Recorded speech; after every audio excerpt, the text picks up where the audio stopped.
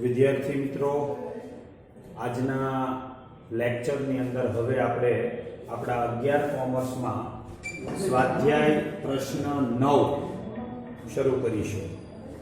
સ્વાધ્યાયનો પ્રશ્ન 9મો જે છે, આ 9મો પ્રશ્ન એ માલ સામાનના ખરીદ વેચાણને લગતી આમ નોંધોનો છે. હવે રકમ અહીંથી હું વાંચું છું. સ્વાધ્યાય પ્રશ્ન 9, નીચેના વ્યવહારોની રમેશના ચોપડે આમ નોંધ લખો. 2014 એપ્રિલ 1. ચાલો તો અહીંયા લખીશું 2014 અને એપ્રિલ 1. પહેલો વ્યવહાર છે રોકડ ખરીદી 15,000 અને રોકડ વેચાણ 14,000. રોકડ ખરીદી 15,000. મિત્રો, રોકડ ખરીદી 15,000 તો તમે માલ ખરીદો છો એટલે આપણી પાસે માલ આવે છે. આવે તો ઉધાર, એટલે ખરીદ ખાતું ઉધાર થશે. તો અહીંયા લખાશે ખરીદ ખાતે ઉધાર, અને આપણી પાસેથી એટલી રોકડ જાય છે એટલે તે રોકડ ખાતે જમા, અને એના રૂપિયા છે 15,000.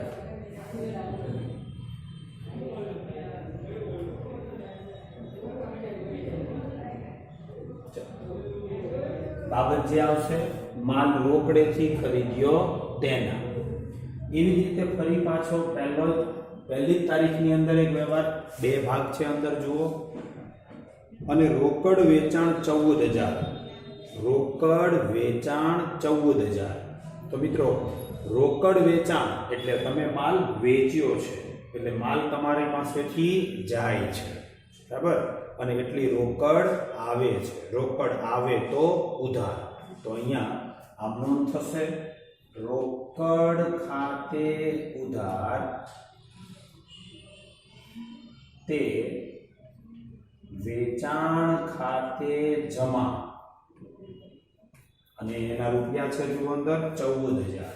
અહીંયા લખીશ 14,000. ચાલો, બરાબર. આની બાબત જે આવશે માલ રોકડેથી વેચ્યો તેના. ફરી એક વખત આમ નોંધમાં શું કીધું હતું?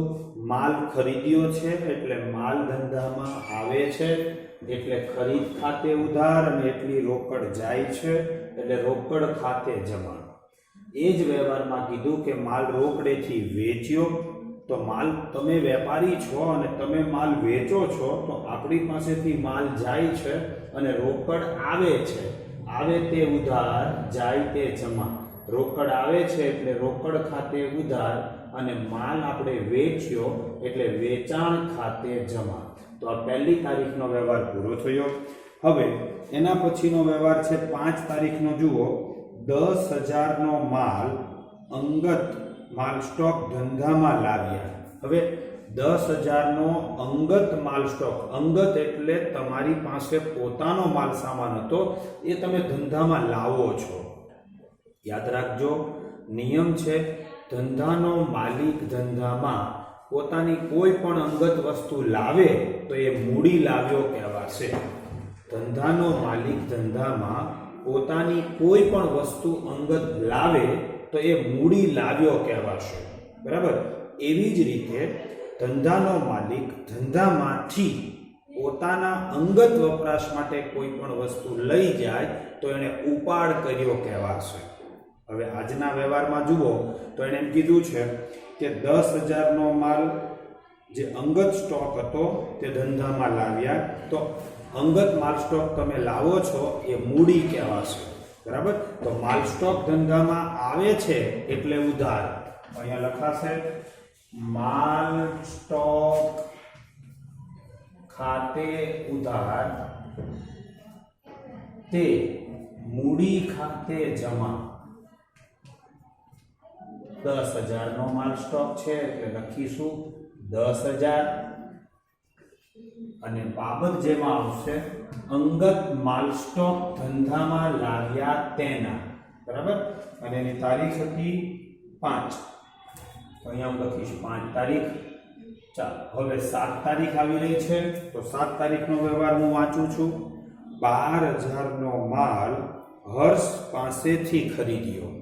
આપણે વેપારી છીએ, આપણે 12,000 નો માલ હર્ષ પાસેથી ખરીદીએ તો માલ આવે છે, ખરીદીએ એટલે માલ આવે છે એટલે ખરીદ ખાતે ઉધાર.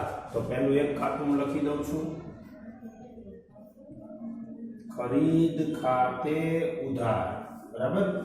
તે જો મિત્રો કોની પાસેથી ખરીદ્યો? હર્ષ પાસેથી ખરીદ્યો. બીજું, હર્ષ પાસેથી તમે માલ ખરીદ્યો, પણ આખા વ્યવહારમાં જુઓ ક્યાંય રોકડા ચૂકવ્યા, ચેકથી ચૂકવ્યા આવો શબ્દ નથી લખેલો છે, નથી. એનો અર્થ એવો થાય છે કે આ વ્યવહાર ઉધાર છે, એટલે આપણે હર્ષ પાસેથી ઉધાર માલ લઈ આવ્યા છીએ. બરાબર. તો હર્ષ એ વ્યક્તિ છે અને વ્યક્તિ ખાતાનો નિયમ શું? ઉધાર જમાનો. લાભ લેનાર ખાતે ઉધાર, લાભ આપનાર ખાતે જમા. તો હર્ષ લાભ લેનાર છે કે આપનાર છે? લાભ આપણને આપે છે, કારણ કે આપણે એની પાસેથી ઉધાર માલ ખરીદ્યો છે, એટલે હર્ષનું ખાતું જમા થશે. તો અહીંયા હું લખીશ તે હર્ષ ખાતે જમા. 7 તારીખના વ્યવહારના રૂપિયા 12,000 છે. ફરી એક વખત કોઈ વિદ્યાર્થીઓને સમજ ન પડી હોય તો ધ્યાનથી ફરી ચેક કરી લેજો. ફરીથી શીખવાડું છું. હર્ષ પાસેથી 12,000 નો માલ ખરીદ્યો. તમે વેપારી છો, હર્ષ પાસેથી માલ ખરીદ્યો છે, વ્યવહારમાં ક્યાંય રોકડ કે ચેકનો ઉલ્લેખ નથી, એટલે વ્યવહાર ઉધાર છે. માલ ખરીદો એટલે ખરીદ ખાતે ઉધાર થાય, અને આપણને માલ આપ્યો છે હર્ષ છે, લાભ લેનાર ખાતે ઉધાર, આપનાર ખાતે જમા. તો હર્ષ ખાતે જમા થયું. બરાબર. બાબત જેમાં લખી શકાય, હર્ષ પાસેથી શાખ પર માલ ખરીદ્યો તેના. તો આ 7મી તારીખનો વ્યવહાર પૂરો થયો. એના પછી હું વાંચું છું 10 તારીખ. હર્ષ પાસેથી ખરીદેલ માલ પૈકી અડધા ભાગનો માલ ખામીવાળો હોય પરત કર્યો. બરાબર. હર્ષ પાસેથી જે માલ ખરીદેલો આપણે, એમાં અડધો માલ ખામીવાળો નીકળ્યો, એટલે આપણે એને પરત કરી દીધો. તો મિત્રો આપણે હર્ષ પાસેથી માલ શું કરેલો? ખરીદેલો. બરાબર. અડધો માલ એટલે 12,000 ના અડધા એટલે 6,000 આવશે. બરાબર. પણ અડધો માલ આપણે જે ખરીદેલો એ ખામીવાળો નીકળ્યો, એટલે આપણે શું કરીશું? પરત કરીશું. તો હવે એ માલ લેનાર કોણ? હર્ષ. એટલે હર્ષ ખાતે શું થઈ જાય? ઉધાર થઈ જાય. અને આપણે જે માલ ખરીદેલો એ આપણે આજે શું કરવાનો? પરત. એટલે ખરીદ પરત. ખરીદેલો માલ પરત જાય એટલે ખરીદ પરત, અને માલ આવે તો ઉધાર, જાય તો જમા, એટલે ખરીદ પરત ખાતે જમા. તો આનું થશે લેનાર હર્ષ છે, એટલે હર્ષ ખાતે ઉધાર 6,000, તે ખરીદ પરત ખાતે જમા. અથવા એવું લખાય, ખરીદ માલ પરત ખાતે જમા 6,000. ટૂંકમાં લખો ખરીદ પરત તો પણ ચાલે. બરાબર. અને માલ પરત કર્યો તેના તારીખ 10. ફરી એક વખત કોઈને સમજ ન પડી હોય તો 10 તારીખના વ્યવહારમાં હર્ષ પાસેથી ખરીદેલા માલમાંથી અડધો માલ ખામીવાળો હોવાથી પરત કર્યો, એટલે અડધો માલ એટલે 6,000 નો માલ થાય. બરાબર. અને એ ખરીદ્યો આપણે તો એ પરત કર્યો, એટલે ખરીદ પરત ખાતે જમા થશે. અને માલ લેનારો કોણ છે? હર્ષ. એટલે હર્ષ ખાતે ઉધાર થશે. એના પછીનો વ્યવહાર વાંચીએ. 12 તારીખ અગત્યનો વ્યવહાર છે, હું વાંચું છું, ધ્યાનથી જોજો તમે મિત્રો. રમીલા પાસેથી 10,000 નો માલ ખરીદ્યો, તેને અડધા નાણાં ચેકથી ચૂકવ્યા. 12 તારીખનો વ્યવહાર બહુ જ સરળ અને સમજવા જેવો છે, અને આવી પ્રેક્ટિસ મેં ગઈકાલે કરાવેલી. ગઈકાલે મેં આ પ્રેક્ટિસ કરાવી, હું ફરી એક વખત જોતો જાઉં. બહુ સહેલું છે. તમે રમીલા પાસેથી કેટલો માલ ખરીદ્યો? 10,000, અને તેને નાણાં કેટલા ચૂકવ્યા? અડધા. કઈ રીતે? ચેકથી. જુઓ, હું ગણતરી બતાવું. 10,000 નો માલ આપણે શું કર્યો છે? ખરીદી કરી. ઓકે, એમાંથી અડધા માલના નાણાં, અડધા એટલે 5000 કેવી રીતે ચૂકવ્યા? ચેકથી. એટલે એ સીધા ક્યાંથી જશે? બેંકમાંથી જશે. બરાબર. અને બાકીના અડધા કેટલા રહેશે? 5000. એ આપણે માલ ખરીદ્યો કોની પાસેથી? રમીલા પાસેથી. તો આપણે રમીલાને દેવા પડશે. ઓકે, હવે 10000 નો માલ ખરીદ્યો છે. ફરી જોઈ લેજો આ ગણતરી, કાલે પણ બતાવી હતી, આજે પણ બતાવું છું, એવો જ વ્યવહાર આવ્યો. એટલે 10000 નો માલ ખરીદ્યો, માલ ખરીદ્યો એટલે માલ આવે ને આવે તો ઉધાર. પછી બીજું 5000 રૂપિયા તમારા બેંક એકાઉન્ટમાંથી તમે માલ ખરીદ્યો એટલે ચૂકવશો, એટલે જાય તો જમા. અને 5000 તમારે કોની પાસેથી માલ ખરીદ્યો છે? રમીલા. તો રમીલાને તમારે દેવા પડશે. એટલે મેં કાલે પણ કીધેલું, દેવું જમા થાય, લેણું ઉધાર થાય. તો આ દેવાના છે એટલે શું થઈ જશે? જમા. તો આમનામ બની ગઈ ખરીદ ખાતે ઉધાર 10000. તો અહીં લખું છું ખરીદ ખાતે ઉધાર 10000 તે બેંક ખાતે જમા 5000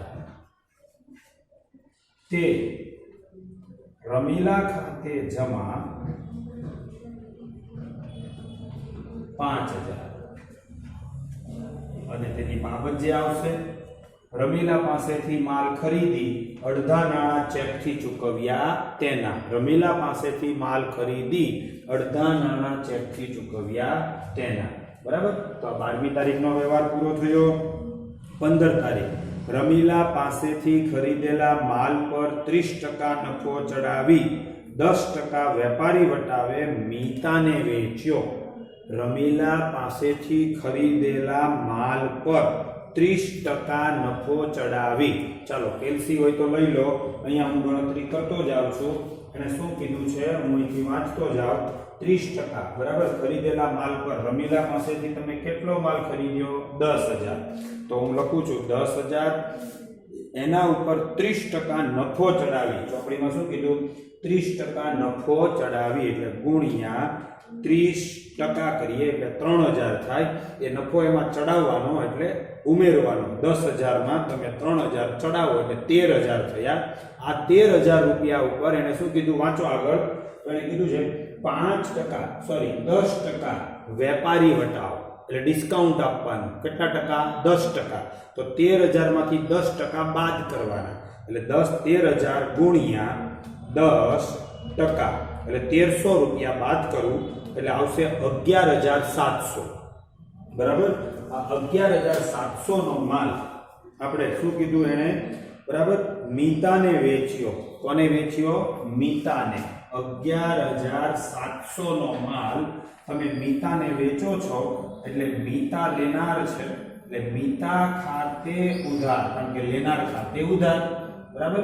અને તે તમે માલ વેચ્યો એટલે વેચાણ ખાતે જમા. ચાલો અહીંયા લખીશું 11700. અહીંયા લગભગ હવે આપણી જગ્યા પૂરી થવા આવી હશે.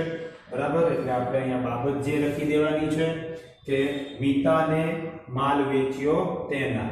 અને એની તારીખ છે 12 પછી 15. તો અહીંયા હું લખીશ 15 તારીખ. બરાબર. અને મિત્રો આ ગણતરી જો ન સમજ પડી હોય તો મેં કીધું એમ 10000 રૂપિયાના બરાબર 30% નફો ચડાવવાનો એટલે 3000 અને 3000 રૂપિયા એટલે 13000 થાય. અને 13000 માંથી પાછા 10% એટલે 1300 રૂપિયા બાદ કરવાના. એટલે 13000 માંથી 1300 બાદ કરો એટલે 11700 રૂપિયાનો માલ તમારે મીતાને વેચવાનો છે. ઓકે. ચાલો હું આ જરા જગ્યા સાફ કરી નાખું છું નવા પ્રશ્ન માટે. બરાબર. જગ્યાનો અભાવ છે એટલે. અને ફરી પાછા આપણે નવેસરથી તૈયારી કરીને આગળની બાકીની આમ નોંધો લઈ લઈએ વ્યવસ્થિત તમને દેખાય એ માટે. બહુ જ ધીરે ગતિએ અને શાંતિથી ચલાવીએ છીએ કે જેથી તમને સમજાય. એટલે કદાચ છતાં કોઈ પ્રશ્ન ઉદ્ભવે તો જરા કહેજો. બરાબર. આપણી પાસે આ જમા ખાનું તૈયાર થઈ ગયું છે. એવી જ રીતે આ ઉધારનું ખાનું તૈયાર થઈ છે, આ ખાપાનું ખાનું બની ગયું છે અને આ આપણી તારીખનું ખાનું બની ગયું છે. ઓકે, ચાલો તો આપણે છેલ્લે વ્યવહાર પૂર્ણ કર્યો હતો 15. હવે હું આવી જાઉં 18. મીતાએ 1000 નો માલ પરત કર્યો. બરાબર, 18 તારીખનો વ્યવહાર છે. ટેક્સ્ટ બુક હોય તો જુઓ તમે. એમાં મીતાએ 1000 નો માલ પરત કર્યો એટલે મીતાને આપણે માલ વેચ્યો હશે, એમાંથી 1000 નો માલ 18 તારીખે પરત આવે છે. તો માલ વેચ્યો તો એ પાછો આવે એટલે વેચાણ પરત, અને માલ આવે તો ઉધાર. એટલે લખાશે વેચાણ પરત ખાતે ઉધાર. તે કોણે આપણને માલ આપ્યો? મીતા. તો મીતા ખાતે જમા. કેટલા? 1000. આપણે મીતાને માલ વેચ્યો તો એમાંથી મીતાએ 1000 નો માલ આપણને પરત કર્યો. માલ વેચેલો એ માલ પાછો આવ્યો ધંધામાં, આવે તો ઉધાર. એટલે વેચાણ પરત થયું, વેચાણ પરત ખાતે ઉધાર, અને આપનાર કોણ છે? મીતા. એટલે મીતા ખાતે જમા. તો 18મો પ્રશ્ન પૂરો થયો. 20 તારીખ. કલ્પનાને 20000 નો માલ 10% વેપારી વટાવે અને 5% રોકડ વટાવે વેચ્યો. હવે છે ને, જો અહીંયા એક નિયમ જણાવી દઉં છું કે વેપારી વટાવ અને રોકડ વટાવ માટેના આખી રીત અલગ છે. એટલે આ પ્રશ્નમાં માત્ર આપણે વેપારી વટાવ જ વાત કરીશું. રોકડ વટાવની રીત હજુ બાકી છે, એટલે રોકડ વટાવ આપણે આ દાખલા પૂરતી ધ્યાનમાં લેવાનો નથી. બરાબર, તો મેં એવું કીધું છે કે કલ્પનાને 20000 નો માલ 10% વેપારી વટાવે. 20000 ના 10% એટલે 2000 રૂપિયા થાય. એ તમે બાદ કરો એટલે 18000 રૂપિયા વધે. પછી રોકડ વટાવ છે પણ એ ગણવાનો નથી, કારણ કે એની રીત બાકી છે. એ આપણે જ્યારે ચલાવીશું ત્યારે એની વેપારી વટાવ, રોકડ વટાવની બધા નિયમ સાથેની રીત તમને શીખવી દઈશું. અત્યારે માત્ર વેપારી વટાવ જ ધ્યાનમાં લેવાનો છે. તો 18000 રૂપિયાનો એ માલ થાય, અને એ આપણે કલ્પનાને વેચ્યો. બરાબર છે. અને આમ પણ અહીંયા રોકડ વટાવ ધ્યાનમાં પણ ન લઈ શકાય, કારણ કે વ્યવહાર જ ઉધાર છે. એટલે એના ઉપર ડીપમાં હમણાં નહીં જઈએ. બરાબર, તો કલ્પનાને 20000 નો માલ 10% વેપારી વટાવ બાદ થશે. બરાબર, અને 5% રોકડ વટાવ બાદ નહીં થાય. કદાચ કોઈ વિદ્યાર્થીને પ્રશ્ન થાય કે સર રોકડ વટાવ આવો વ્યવહાર હોય તો કેમ બાદ ન થાય? પણ હું એક નાનકડો નિયમ કહી દઉં. બરાબર, કે રોકડ વટાવ રોકડ વ્યવહાર ઉપર ગણાય, કેશ ડિસ્કાઉન્ટ કેશ ટ્રાન્ઝેક્શન ઉપર ગણાય. બરાબર, આ વ્યવહાર ઉધાર છે. એટલે એમાં કોઈ વેપારી તમે રૂપિયા દીધા વગર માલ ખરીદો એટલે તમને ડિસ્કાઉન્ટ ન આપે. તમે રોકડા રૂપિયા મૂકો તો તમને વધારાનું ડિસ્કાઉન્ટ મળે. એટલે રોકડ વટાવ ગણવા પાત્ર નથી. બરાબર, તો અહીંયા 20000 ના 10% મેં હમણાં કીધું 2000, એ બાદ કરું એટલે 18000. અને કલ્પનાને તમે એટલો માલ વેચ્યો છે તો લેનાર છે કલ્પના, એટલે કલ્પના ખાતે ઉધાર, અને માલ વેચ્યો એટલે વેચાણ ખાતે જમા. તો કલ્પના ખાતે ઉધાર 18000, તે વેચાણ ખાતે જમા 18000. કલ્પનાને 10% વેપારી વટાવે માલ વેચ્યો તેના, એવી બાબત જે આવશે તારીખ 20માં. અને હવે શીખવા જેવો વ્યવહાર આવે છે 22 તારીખની અંદર. જુઓ મિત્રો, હું વાંચું છું. આગમાં 2000 નો માલ બળી ગયો. ધંધામાં આગ લાગી અને 2000 નો માલ બળી ગયો. બરાબર, જેમાં વીમા કંપનીએ 1000 નો દાવો મંજૂર કર્યો. ચાલો ધ્યાનથી સાંભળો. ધંધામાં આગ લાગી, 2000 રૂપિયાનો માલ આગ લાગી એમાં બળી ગયો. તમારો વીમો લીધેલો હતો ધંધાનો, એટલે વીમા કંપનીએ તમને 1000 રૂપિયાનો દાવો મંજૂર કર્યો. એટલે આપણે વીમા કંપની પાસે લેવાના, મંજૂર કર્યા છે. આપ્યા નથી હજુ, આપશે, પણ મંજૂર થઈ ગયા એટલે લેણું કહેવાય. અને હમણાં જ હું બોલી ગયેલો, લેણું ઉધાર થાય, દેવું જમા થાય. બરાબર, તો વીમા કંપની પાસે આપણે લેવાના કેટલા? 1000. તો એ હું ઉધાર કરું. વીમા કંપની ખાતે ઉધાર 1000. ઓકે, ત્યાર પછી તમારો માલ તો 2000 નો બળી ગયો, તો તો આગથી તમારે ખરેખર 1000 નું જ નુકસાન ગયું કહેવાય, કારણ કે 1000 તો તમને વીમા કંપની આપે છે, તો નુકસાન ગયું, ખર્ચ કે નુકસાન ઉધાર થાય, એટલે આગથી થયેલ નુકસાન ખાતે ઉધાર 1000 તે ખરીદ ખાતે જમા. સર કેમ ખરીદ ખાતે જમા 2000 આવશે બંનેનો ટોટલ, પણ ખરીદ ખાતું કેમ આવ્યું?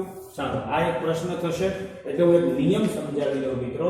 બરાબર, ખરીદ ખાતું ક્યારે આવશે કે તમે વેપારી છો, તમારા ગોદામમાં તમે માલ ભરીને રાખ્યો ક્યારે? જ્યારે તમે માલ બધો ખરીદીને ભર્યો છે. બરાબર, હવે જ્યારે એમાંથી વેચાણ સિવાયનો કોઈ પણ રીતે માલ જાય, આગમાં બળી જાય, વરસાદમાં પલળી જાય, તમે કોઈને નમૂનામાં આપો, દાનમાં આપો, ધર્માદામાં આપો છો, બરાબર, કોઈ પણ સંજોગે વેચાણ સિવાય અવેજમાં પણ આપો ને, અવેજમાં વસ્તુના બદલામાં માલ, તો પણ ખરીદ ખાતું જ જમા થશે. આ યાદ રાખજો, કોઈ પણ સંજોગોમાં માલ જાય એટલે ખરીદ ખાતું જમા થાય. બરાબર, એટલે મેં આ આગમાં માલ બળી ગયો અને ગયો એટલે કયું ખાતું જમા મેં કરી દીધું? ખરીદ ખાતું. તો આ ખરીદ ખાતે જમા. એટલે હું ફરી એકવાર કહું છું, બરાબર યાદ રાખજો, માલ આગમાં બળી જાય, વરસાદમાં પલળી જાય, પૂરમાં તણાઈ જાય, દાનમાં આપી દો, ધર્માદામાં આપી દો, કોઈ પણ રીતે જાય અથવા અદલા બદલીમાં જાય. તમે ધંધામાં માલ આપો ને મિલકત કોઈની ખરીદી લો, ધંધા માટે તમે કોઈ પણ પ્રકારની મિલકત ખરીદો છો ને એના બદલામાં ધંધાનો માલ સામાન આપો, બરાબર, એટલે ખરીદ ખાતું જ જમા થાય. આ યાદ રાખજો. ત્યારે તમારે વેચાણ ખાતું નથી લેવાનું, કારણ તમારા દુકાનમાં, તમારા ગોદામમાં જેટલો માલ ખરીદીને તમે ભર્યો છે એ માલ આજે ગયો, વરસાદમાં પલળી ગયો, આગમાં બળી ગયો, પૂરમાં તણાઈ ગયો, ચોરાઈ ગયો, દાનમાં આપી દીધો, ધર્માદામાં આપી દીધો, તો તમે વેચો નથી.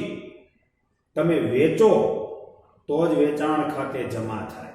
બાકીના બધા જ સંજોગો હું બોલી ગયો, એમાં કોઈ પણ રીતે જાય તો એના માટે તમારે ખરીદ ખાતું જ જમા કરવાનું છે. ઓકે, ત્યાર પછીનો આગળનો પ્રશ્ન છે, તો 500 નો માલ વરસાદમાં પલળી ગયો, જે વેચતા 200 ઉપજ્યા. જુઓ, એવો જ વ્યવહાર, 500 નો માલ વરસાદમાં પલળી ગયો, પલળી ગયેલો માલ તમે વેચો તો 200 રૂપિયા ઉપજ્યા, એટલે 200 રોકડા આવ્યા. તો રોકડ ખાતે ઉધાર 25 માં રોકડા આવ્યા છે, એટલે રોકડ ખાતે ઉધાર 200. હવે માલ તો પલળી ગયો કેટલાનો? 500 નો. બરાબર, જુઓ કેટલાનો માલ પલળી ગયો છે? 500 રૂપિયાનો, અને રોકડા આવ્યા 200. તો માલ પલળી ગયો એટલે વરસાદથી નુકસાન ગયું, બાકીનું 300 નું. તો લખાય વરસાદથી થયેલ નુકસાન ખાતે ઉધાર. 500 માંથી 200 વળતર મળી ગયું, તો બાકી નુકસાન 300, અને તે શું આવશે? આની જેમ ખરીદ ખાતે જમા, કારણ કે માલ એટલો પલળી ગયો જે માલ આપણે વેચ્યો નથી. બરાબર, ગયો. ચાલો 25 પછી 27, 300 નો માલ મફત નમૂના તરીકે મળ્યો. મફત નમૂના તરીકે મળે, બરાબર, એટલે એ બિન આર્થિક કહેવાશે. 27 મો વ્યવહાર બિન આર્થિક વ્યવહાર. યાદ રાખજો, માલ મફત મળે તો બિન આર્થિક, તમે માલ મફત વેચો તો પાછો બિન આર્થિક નહીં, તો આપણે જાહેરાત કરી કહેવાય. મફતમાં માલ આપણે આપણા ધંધાનો કોઈને આપીએ તો આપણે જાહેરાત કરી કહેવાય. કોઈ આપણને મફત આપી જાય તો એ વ્યવહાર નથી બનતો, તો બિન આર્થિક. આ ભૂલ ન થવી જોઈએ, યાદ રાખજો. ત્યાર પછી 29, 250 નો મફત નમૂના તરીકે મળેલો માલ 400 માં વેચ્યો. 250 નો માલ મળ્યો તો એ તમે કેટલામાં વેચ્યો? 400 માં. બરાબર, તો તમે માલ વેચો છો એટલે રોકડ આવે છે, રોકડ આવે તો ઉધાર, રોકડ ખાતે ઉધાર 400, તે વેચાણ ખાતે જમા 400. કારણ કે તમને માલ મળ્યો તો એ તમે શું કરી દીધો? વેચી દીધો. કઈ તારીખે છે? 29. બરાબર, અને છેલ્લી તારીખ લઈ લઈએ 30. શું કીધું છે એમાં? 1000ની મૂળ કિંમતના માલના બદલામાં 1500નો મોબાઈલ ખરીદ્યો. જો મેં શું કીધું, ધંધામાંથી માલ આપ્યો 1000 રૂપિયાનો, બદલામાં તમે શું લઈ આવ્યા? મોબાઈલ. ધંધા માટે ધંધામાં શું આવ્યું? મોબાઈલ આવે છે, તો આવે તો ઉધાર. તો અહીંયા લખાય મોબાઈલ ખાતે ઉધાર. અહીંયા મિલકત ખાતે પણ કરી શકાય હા મિત્રો, અહીંયા તમે મિલકત ખાતે પણ કરી શકો. મોબાઈલ ખાતે ઉધાર અથવા મિલકત ખાતે ઉધાર. મૂળ કિંમત લેવાની. આપણી કેટલી કિંમતનો માલ હતો? 1000 નો. તો 1000 અને તે હવે આપણે માલ આપ્યો તો વેચ્યો ના, તો એના બદલામાં શું આવ્યું છે? મોબાઈલ. એટલે ખરીદ ખાતે જમા 1000. બરાબર. ફરી એક વખત હું કહું છું, ધ્યાનથી સાંભળજો. શું મેં કીધું? બહુ વ્યવસ્થિત અને કાળજીપૂર્વક આ હમનોનો જે ભાગ છે એમાં થોડાક શીખવા જેવા વ્યવહાર છે. બરાબર. એના ઉપર હું ફોકસ કરું છું. તો સૌથી પહેલા અહીંયા વ્યવહાર છે આગથી થયેલું નુકસાન, પછી વરસાદથી થયેલું નુકસાન. જુઓ, કોઈ પણ રીતે ધંધામાં નુકસાન જાય, ધંધામાં આગ લાગે અને માલ આગમાં બળી જાય, વીમા કંપનીને તમે જાણ કરો, વીમા કંપની તમને એમ જણાવે કે 2000નો માલ બળી ગયો, હું 1000 રૂપિયા તને આપું અથવા મંજૂર કરું છું, તો આપણું લેણું થયું. લેણું ઉધાર થાય, પણ કોની પાસે લેવાના? વીમા કંપની પાસે. તો વીમા કંપની ખાતે ઉધાર 1000. બરાબર. એવી જ રીતે આપણને 2000નો માલ પડી ગયો એટલે 1000 રૂપિયા નુકસાન થયું, એટલે આગથી થયેલ નુકસાન ખાતે ઉધાર 1000. તે વીમા કંપની કે ખરીદ ખાતે જમા 2000. બરાબર. ત્યારે માલ આપણો ગયો, આપણે વેચ્યો નથી એટલે ખરીદ ખાતે. એવી જ રીતે બીજો વ્યવહાર છે, જોઈ લો. વરસાદથી નુકસાન થયું. બરાબર. તો એમાં આપણને પલળી ગયેલો માલ વેચેલો અને 200 રૂપિયા ઉપજે એવું વ્યવહારમાં કીધું હતું. તો ઉપજ્યા એટલે રોકડા આવ્યા, તો રોકડ આવે તો ઉધાર 200. એટલે રોકડ ખાતે ઉધાર 200. અને હવે તમારો માલ સામાન કેટલો હતો? 500 નો. એ પલળી ગયો, પણ તમે મળ્યા તમને વેચતા કેટલા? 200. તો તમારે ભોગવવાના 300. એ નુકસાન આગથી કે વરસાદથી? વરસાદથી. આમાં નુકસાન આગથી, અહીંયા નુકસાન વરસાદથી. તો લખાય વરસાદથી થયેલ નુકસાન ખાતે ઉધાર 300. આમાં તમને વીમાવાળાએ 1000 આપ્યા અને બાકીના 1000 નું નુકસાન તમારે આગનું ભોગવવાનું. ખર્ચ કે નુકસાન ઉધાર થાય, ખર્ચ કે નુકસાન ઉધાર થાય. આ નુકસાન આગનું, આ નુકસાન વરસાદથી. બરાબર છે. એવી રીતે ખરીદ ખાતું જમા થયું 500 થી. એમ અહીંયા પણ ખરીદ ખાતું જમા થયું 2000 થી. બરાબર. અને ત્યાર પછી મેં અહીંયા કીધું એમ કે આ ખરીદીનો વ્યવહાર જે કેમ જમા કરીએ છીએ એ એટલે જ ફરીથી સમજાવું છું કે જ્યારે તમે માલ ધંધામાં ખરીદીને ભરી રાખો છો એટલે તમે ખરીદી કરી, એટલે ખરીદી કરો એટલે માલ આવે ને આવે તો ઉધાર, એટલે ખરીદ ખાતું ઉધાર થાય. પણ હવે જ્યારે ધંધામાંથી માલ ચોરાઈ જાય, વરસાદમાં પલળી જાય, આગમાં નુકસાન થઈ જાય, તમે મોબાઈલ લીધો ને બદલામાં માલ આપ્યો, એટલે એવી રીતે બદલામાં માલ આપો તો કોઈ પણ રીતે વેચાણ સિવાય તમારો ખરીદેલો માલ જાય એટલે ખરીદ ખાતું બંધ થાય. એટલે ઉધાર કર્યું હોય એ શું થઈ જાય? જમા થઈ જાય. એટલે ખરીદ ખાતે જમા થઈ જાય. બરાબર. તો અહીંયા મિત્રો આ પ્રશ્ન પૂરો થયો છે. વ્યવસ્થિત રીતે આ પ્રશ્નને તમારે ઉતારવાનો છે ચોપડાઓમાં અને એને વ્યવસ્થિત જ્યાં જ્યાં બાબત જે લખવી પડે, દરેક વ્યવહારમાં હું બાબત જે બોલતો જ ગયો છું એ બાબત જે તમારે સાથે સાથે લખતી જવાની છે. અને વ્યવસ્થિત ટેક્સ્ટબુકને આધારે તમારે રકમ જોઈ અને તમારા ચોપડામાં દાખલો ઉતારી લેવાનો છે. એક બે જગ્યાએ નાની સાદી ગણતરી હતી, એ ગણતરી કરવાની છે. આવડી જશે. છતાં ન સમજાય તો કહેજો. બીજો ગઈકાલે આ એક મેથડ શીખવી હતી. બરાબર. એ જ રીતનો વ્યવહાર આજે પણ આવ્યો છે, એટલે ધ્યાનથી જોઈ લેજો. આ પણ તમને સમજાઈ જશે. બરાબર. તો આ ઉપરાંત કંઈ પણ ક્વેરી કે પ્રશ્ન હોય તો તમે જાણ કરશો તો આપણે એને સોલ્વ કરી આપીશું. તો આ આજે જે આમનો આપણે શીખ્યા એ હતો સ્વાધ્યાયનો પ્રશ્ન 9મો વસ્તુ. ઓકે. બરાબર. હવે આના પછી પ્રશ્ન આપણે શરૂ કરવાના છીએ આગળનો, એટલે કે 10મો. પણ એ મિલકતને લગતા વ્યવહારો હશે, બરાબર છે? તો મિલકતને લગતા વ્યવહારોની અંદર આપણે થોડીક ચર્ચા આજે કરી લઈએ, એ નેક્સ્ટ લેક્ચરમાં શરૂ કરીશું, પણ થોડોક સમય આપણી પાસે છે એટલે મિલકતની લેવડ દેવડ વિશે આપણે થોડીક ચર્ચા કરીએ અને થોડુંક આમાં આવી ગયેલું વેપારી વટાવ અને રોકડ વટાવનો મુદ્દો લઈ લઈએ. મિલકત જે છે એ ધંધાના માલિક પાસે વિવિધ પ્રકારની મિલકતો હોય, તેમાં એની પાસે જમીન, મકાન, પ્લાન્ટ, યંત્રો, વાહનો, ફર્નિચર, આવી બધી મિલકતો હોય છે. એ તમામ મિલકતો, એ બધી જ મિલકતો એ જ્યારે ખરીદે છે એટલે મિલકત ધંધામાં આવે છે ત્યારે જે તે મિલકતનું ખાતું ઉધાર થશે. જો આ શીખવા જેવી મેટર કહું છું, યાદ રાખજો, ભૂલ ન થાય. તમે જમીન ખરીદો તો ખરીદ ખાતે ઉધાર ન થાય, જમીન ખાતે ઉધાર થાય. તમે યંત્ર ખરીદો તો ખરીદ ખાતે ઉધાર ન થાય, યંત્ર ખાતે ઉધાર થાય. તમે મશીનરી ખરીદો તો મશીનરી ખાતે ઉધાર થાય. તમે ફર્નિચર ખરીદો તો ફર્નિચર ખાતે ઉધાર થાય. તો કે તમને પ્રશ્ન થતો હશે, સર તો ખરીદ ખાતું કેમ ઉધાર ન થયું?